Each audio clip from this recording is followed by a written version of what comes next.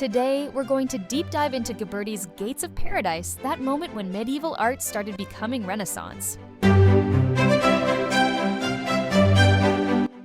Ever feel like art history is this giant puzzle and you're missing a few pieces? Like you're curious but don't know where to start? Yeah, what do you mean? Well, today we're going to deep dive into Ghiberti's Gates of Paradise. Oh, awesome. We've got excerpts from articles about it and the baptistry it's on, plus a whole breakdown of the biblical stories they tell. It's fascinating because it's not just about bronze. You know what I mean? We're talking about that moment when medieval art started becoming Renaissance. Oh, I see what you're saying. The techniques, the size, the stories themselves, it's all right there in those doors. Okay, so first things first, let's get oriented. Totally. We're in Florence, right? And these Gates of Paradise are on the east side of this building called the Baptistery of San Giovanni. Mm-hmm. Is that like a big deal? Or? Oh, yeah. Huge deal. Okay. It's actually older than the Duomo. Can you believe it? Really? Yeah, like 7th century older. Oh, wow. The baptistry was the heart of Florence back then. Hmm. I mean, big names were baptized there. Dante Machiavelli? Oh, wow. Imagine being there for those ceremonies. Well, I know, right? Talk about history. So much history. Okay, but why these doors? Like, why were they made in the first place? Well, the baptistry actually had 3 sets of doors. Huh. The south doors were already done, but for the north doors, they held a competition in 1401. A competition? Yep, to decide who got to make them. Wow. Can you imagine?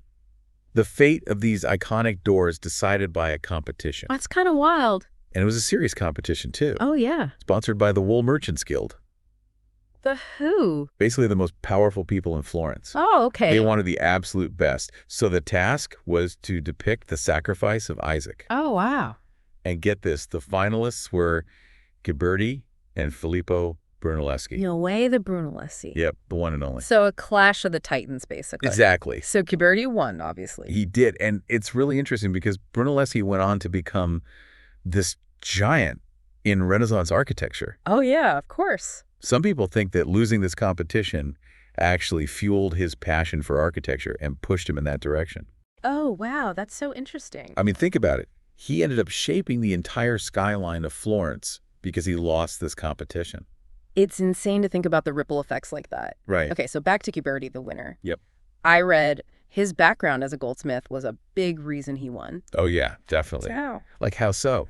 Well, the judges can see his skill, his attention to detail, and his talent working with bronze. I see. Back then, bronze casting was super specialized, you know.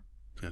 Not just anyone could do it. Okay, so those North doors took him 21 years, which is crazy. It is. So when he got picked to make the East doors, the Gates of Paradise, everyone knew it was going to be epic. For sure. So he starts working on them in 1425. That's right. When he was 47. 47. And he spends the next 27 years, almost his whole later life, bringing them to life. Wow. I mean, he wasn't just making doors, he was creating a legacy. That's incredible. So those north doors had 28 small panels, right?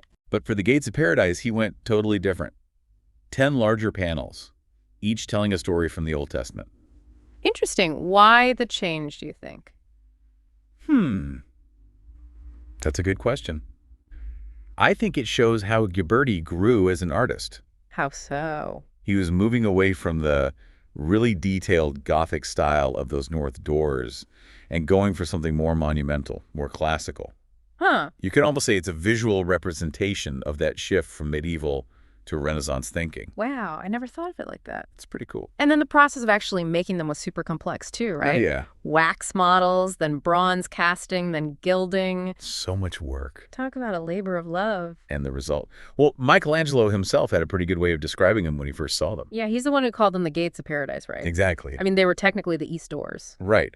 But the nickname stuck. And it's perfect because it captures the awe they inspire. That's true. Michelangelo totally recognized Ghiberti's genius, and that name cemented the Gates' place in history.